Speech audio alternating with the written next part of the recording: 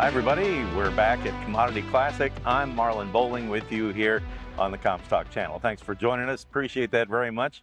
And once again, remind you, really helps with the algorithm if you go ahead and like this video, subscribe to the video, and make sure you share it with everybody too, so we can help get the word out a little bit.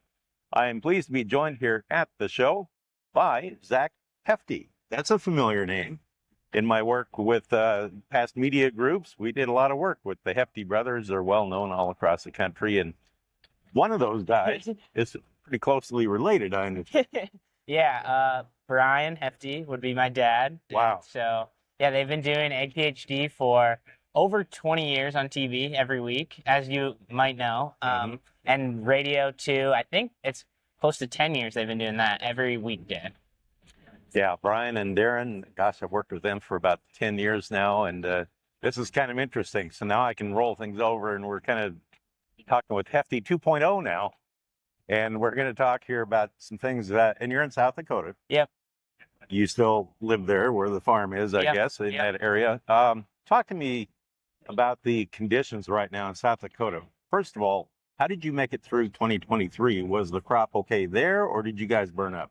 So we burned up in any spot that wasn't a low area. So any low area did pretty well. Really? And any hilltop did pretty bad. So it was a very variable crop. So we had really good to really bad.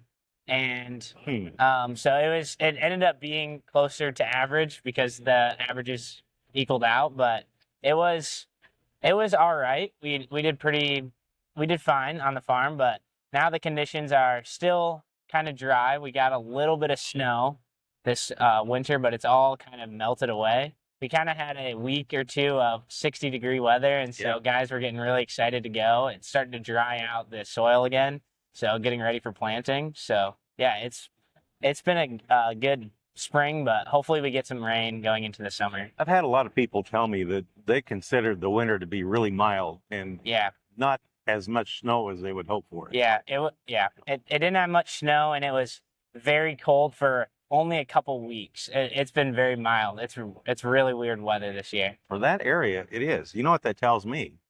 What's that? That's making up to do. I know. That's not good, though. Hopefully it stays warm, but we get some rain instead of snow. All right, so you come from the plains like I did, and I know darn well that a lot of times winter is not over. And it may throw you a head fake a couple of times.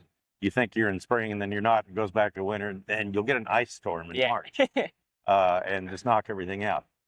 Is that the case in South Dakota, too? Does that happen up there, or do you only get snow up there?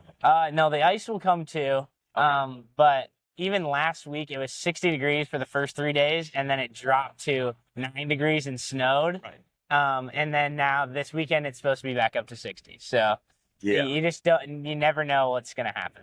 So does that complicate things for the next crop that's going to be coming up? Or do you think it's actually a better thing, maybe get the ground ready? I think it's a little bit of both. I think it helps get the ground ready to go, but at the same time, guys might be getting out into the field a little bit ahead of schedule, which would be nice in the spring, so then they can get done earlier in the spring and have the best yields on their farm. So, well, now that you bring that up, how aggressive were they last fall about getting what I call fall field work done after harvest? Yeah. Was it dry enough and warm enough that they put a lot of fertilizer on, or do you do that much around it? Yeah, it was very warm last fall, and it stayed warm later, so guys had more time to do field work, to put on fertilizer, even getting some pre-sprayed in the fall because it's going to freeze up over the winter, and there was a lot of work getting done in the fall late too. So guys were able to work close up to December in some areas before it got frost in the ground. It was really awesome. So now with the advance of precision farming and everything,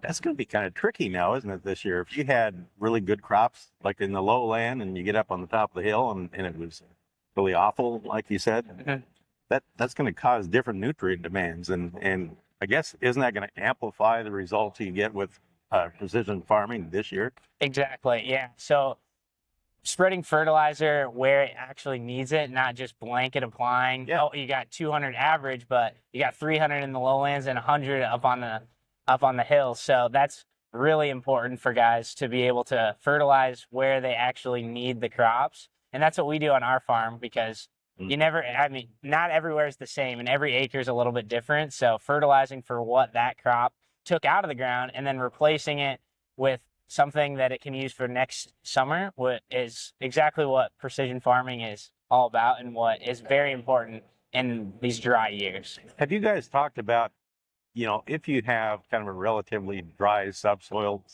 when we get up to planting time, does it make any difference if you plant early, if you plant late, if you plant a long season or a short season? Have you studied that? So, especially with a longer or shorter season, that's tough. It's just good to spread your risk, because you never know when you're going to get rain if you get at the right time, or a heat spell at the wrong time. But at the same, getting it in early is good, just because then you have more chance to get rain. Because that's the thing with spreading out your risk too. Planting a little bit early because you might get rain early, or planting a little bit later because it might be super dry in the beginning of spring and the crop can't come out of the ground with no moisture. So Right. I think just spreading your risk, especially when we have variable conditions all the time and non-irrigated crops, getting different planting dates and spreading out your maturities is really important. Did you have any disease problems last year that were kind of creeping up? We had nothing through most of the season, and then towards the end we had a little bit of rain, and so we got a little bit of white mold in our soybeans, but not very much. Really? Which was very surprising considering how dry it was. We were a little bit shocked by that. And so we got a little bit of rain at the perfect time for white mold to come in. And so that's the thing with disease. You never know when it's going to rain if it hits at the right time. So protecting your crop with a fungicide usually works out well. Of course, you work with Ag PhD. Everybody knows the Hefty brothers launched that. You also have kind of a different angle. As I mentioned, I'm calling you Hefty 2.0.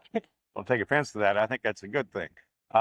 You look at things a little differently, and you have a platform that you work with, and I'm guessing that's probably really popular with the younger farmers out there. How do you go about that? Tell me what you do there. Yeah, so for Ag PhD and just on my own, I post a lot onto social media, and that's something that my dad and uncle aren't really too familiar with. They're more on the TV and radio side, and I'm more bringing it the social media side, and it just reaches a different level of farmers. Younger and even some older farmers are still on social media, and it just gives them another avenue to see and learn about farming and agriculture and Ag PhD. And I really enjoy being able to take content from Ag PhD and turn it into something that people can see on social media and learn more about. And I'm really fascinated by that, because you're actually on kind of a level playing field with our own Breanne Hendrickson.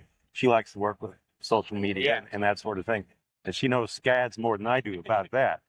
But it is a whole different animal. And when you try and present information to your audience, you have to do it in a little different way, right? Yeah, it's a little bit less produced, I guess. It's a little bit more on the fly, and you're kind of just getting stuff out there, and people really enjoy seeing the real life of a farmer and of agriculture and stuff. And on TV, it's a little bit different, but that's good. That's what TV's for, is to see more of a produced show and stuff. And so that's what Ag PhD is on TV, but on social media, there's a little bit more showing behind the scenes and stuff like in the field right then and there.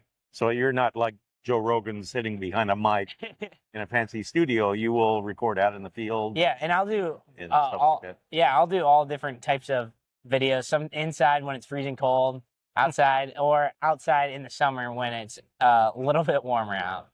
Give me an example of something you would talk about if you're outside. Yeah. Give me an example of one that you did out there. Yeah. Like on your phone or whatever. So one of my favorite ones I did is I went into a cornfield right before it was gonna really mature, and so it was about a couple feet tall, and I came out there and filmed a video just talking about corn is at this stage of the growing season, and this is the temperature outside, and here's the conditions that are coming up this next week. And then I came back the week later, and it was 2 to 3 feet taller. And so just stuff like that you don't get to see, or you do get to see as a farmer, but it's just cool to see like how fast corn really grows. How long have you been doing this now?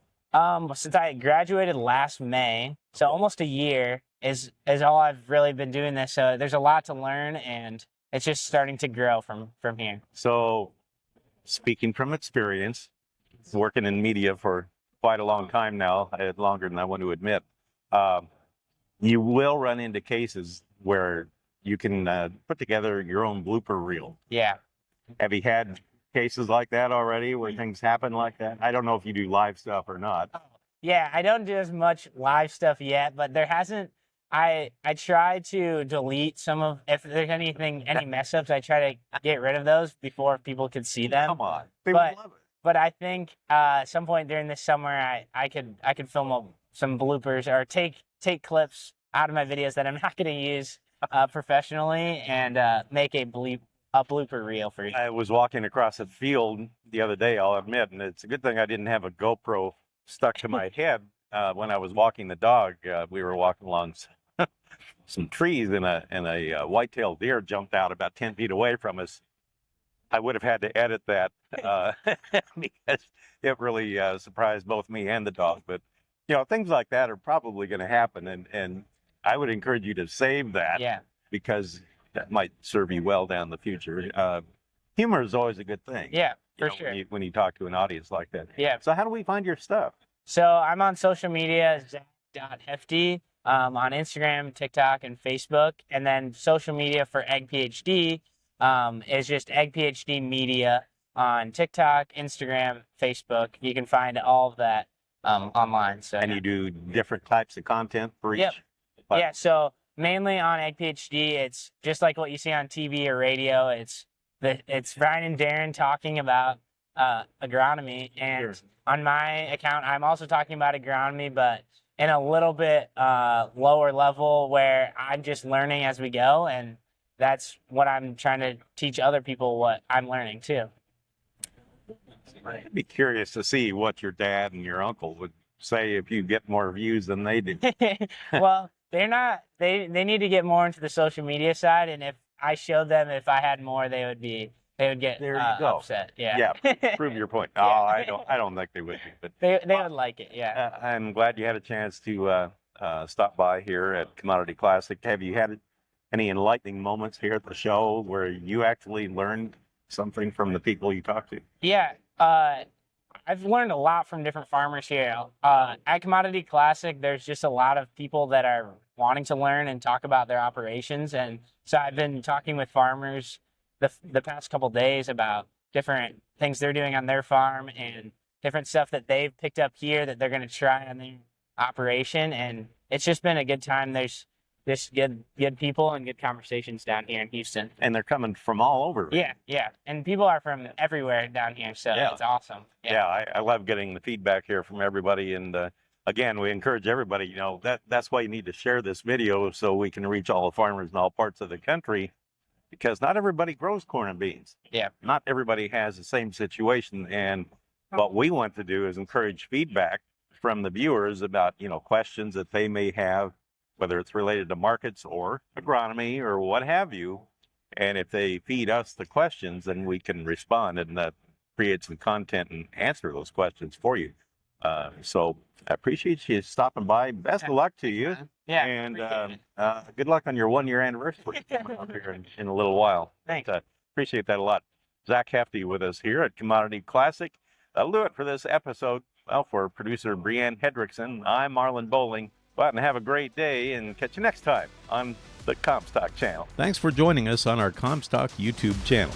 Don't forget you can also find us on Facebook and TikTok as well.